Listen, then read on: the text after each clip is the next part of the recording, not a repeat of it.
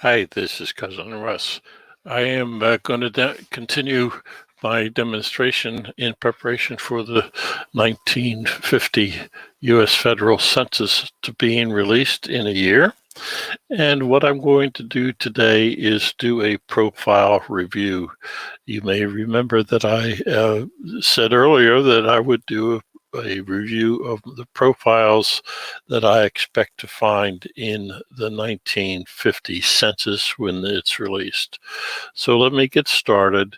This is the plan workspace and my to-do list, and there's nothing here at the moment. I will take care of that a little bit.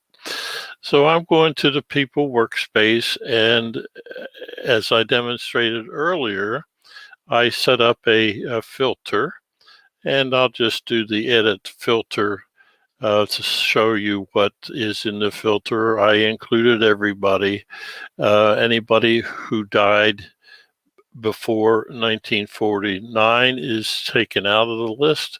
Anybody who was born after 1950 is removed from the list. If they do not have a residence fact or an address fact, I will be removed. And then I discovered that when I had looked at the list, I had some people that were born between 1940 and 1950. And really my focus is on making sure that I have information from the 1940 census, and that's what I'm looking for in the profile. And as I complete as I go through all 21 of these people, then I can go back and adjust the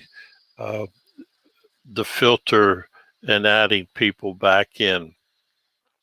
So I have selected this first person, and I go to the personal workspace, and here's information that I have for him.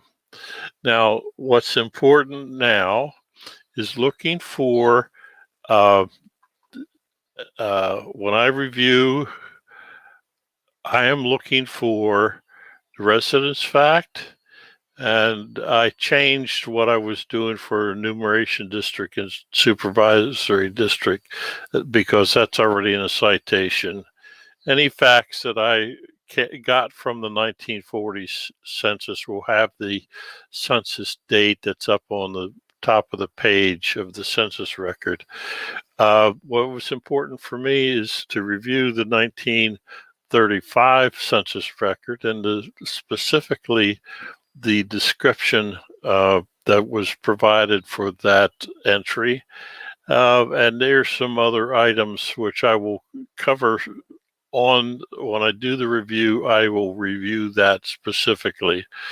So here's the 1940 census. The date that this was taken was April 6th, 1940.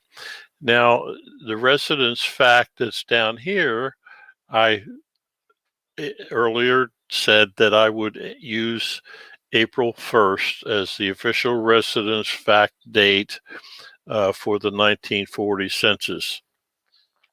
Now, while I have that up, what I want to point out that in the description field, which is over here, I put the city, the county with the word county spelled out, the state, and USA using the place name authority in Family Tree Maker. The description line, when you do a merge, there's a lot of stuff, entirely too much stuff that's put in the description field. What is important for me,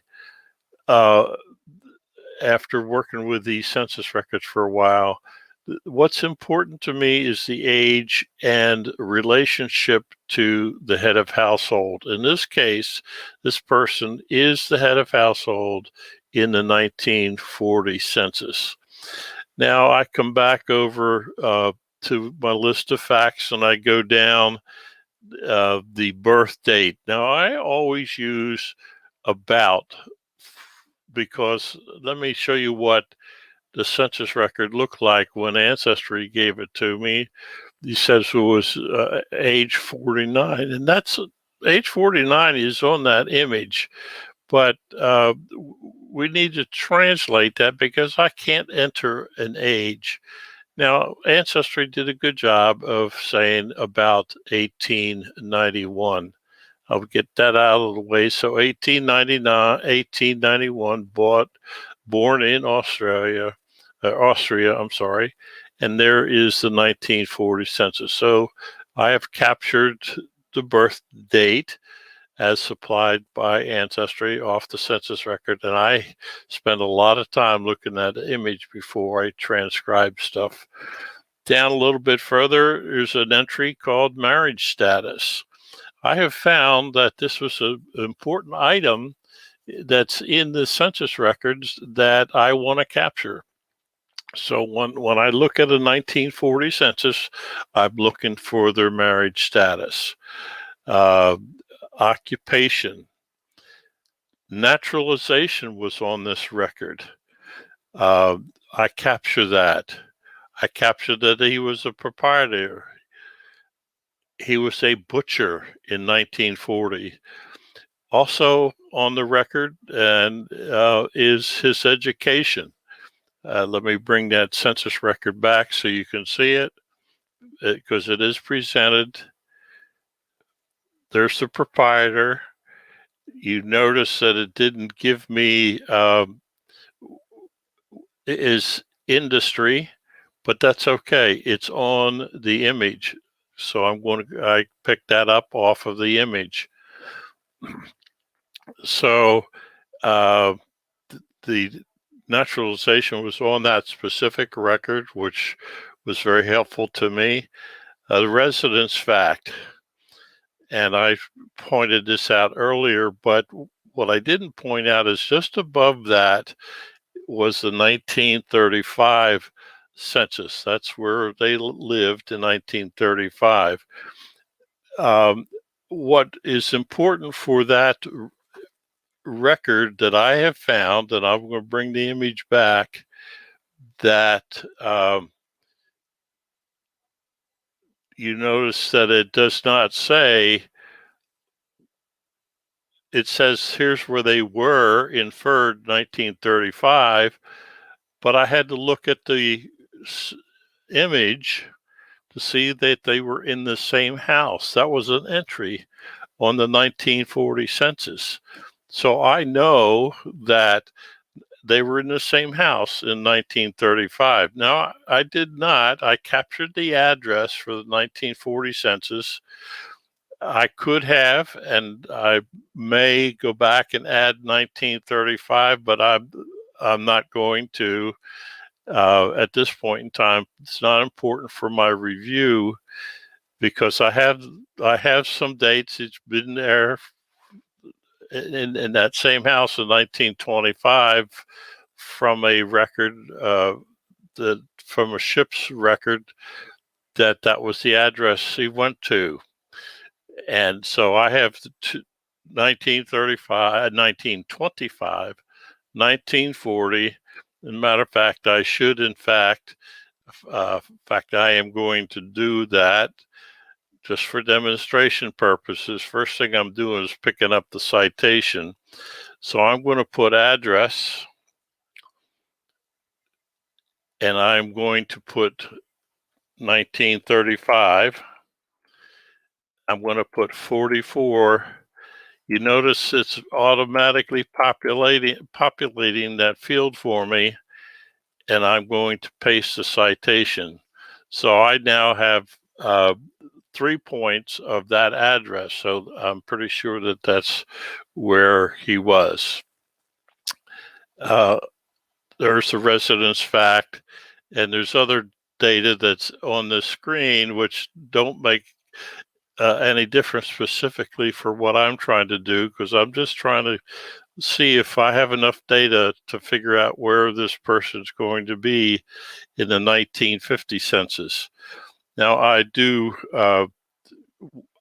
one more thing. There's my research log. I actually brought this 1940 census record in on May 9th. I did a merge. I found a hint and brought it into my database. And in the task list, is that I have a 1940 census review. That is my category to help keep track of the reviews, the profiles that I have reviewed. So I have reviewed this profile, and I'm going back to the planned workspace because, as I mentioned earlier, I have a category called Preview of 1950. So these are the 1940 census records that I have in fact reviewed in preparation for 1950. I have completed them and put them in lower category. Now I have some items that are medium priority.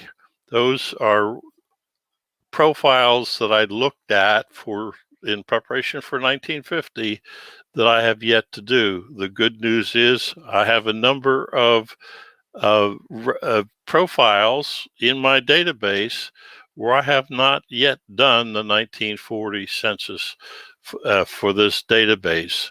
There's two down here that I have to follow up on. They show up, their birth date is very early.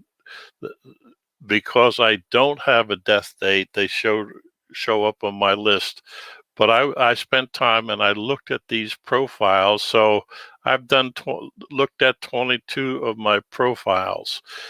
Purpose of what I just demonstrated is the ability to, what I did in reviewing this specific profile based on the 1940 federal census in preparation for 1950.